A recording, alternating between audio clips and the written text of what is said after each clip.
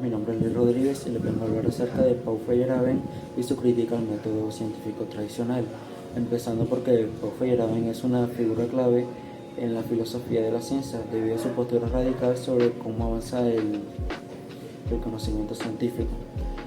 En su obra titulada Contra el método, critica duramente y desafía las ideas de que cómo la ciencia sigue un conjunto de leyes fijas y universales, argumentando de que no siempre es así, ya que Feyerabend critica la idea de que existe un método científico único y regido, argumentando que los científicos no siempre siguen reglas estrictas y que imponerlas frenaría su progreso hacia su investigación.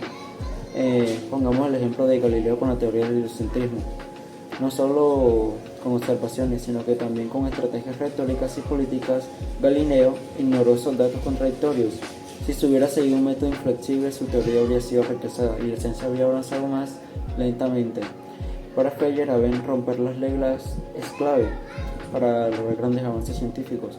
O sea que los científicos no tienen que seguir ciertas reglas porque frenaría su avance científico en una gran cantidad de tiempo. Y también, pues por así decirlo, avanzaría, estorbaría su proceso. Su propuesta conocida como el anarquismo epistemológico. Feyerabend sostiene que no hay un método único y correcto para hacer que la ciencia y que la creatividad se mantengan. La contradicción e incluso la violación de normas establecidas en las ciencias sociales en los grandes avances científicos. Esto para corroborar de que correctamente se han hecho. No hay una metodología única. La historia de la ciencia demuestra que no hay reglas fijas.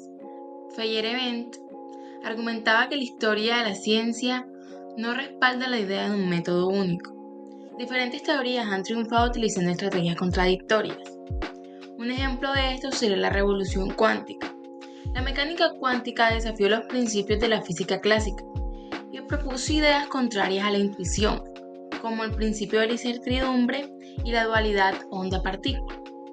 No se siguió un método tradicional para su desarrollo y hubo mucha especulación teórica antes de que la experimentación confirmara sus predicciones.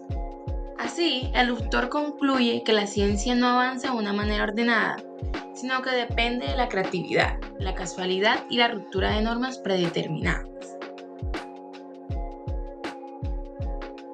Se deben usar diferentes enfoques y demostrar avances por estrategias diversas.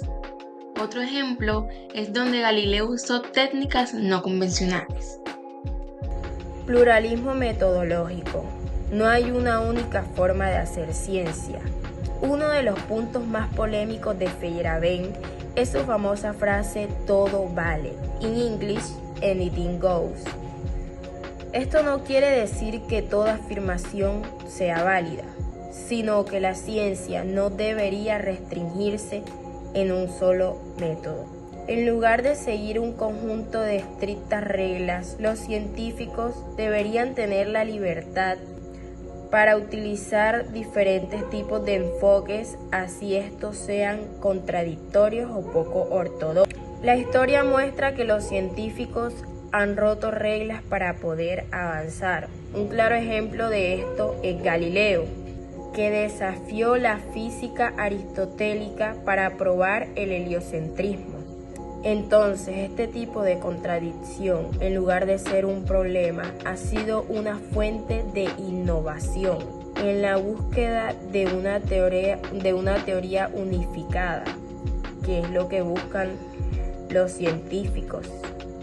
Un ejemplo es el uso de las teorías incompatibles. En la física moderna, los científicos utilizan tanto la mecánica cuántica como la relatividad general, aunque estas no son compatibles del todo entre sí. Con esto podemos concluir que el pluralismo metodológico permite la diversidad de enfoques y evita que la ciencia caiga en el dogmatismo. La ciencia como la institución autoritaria.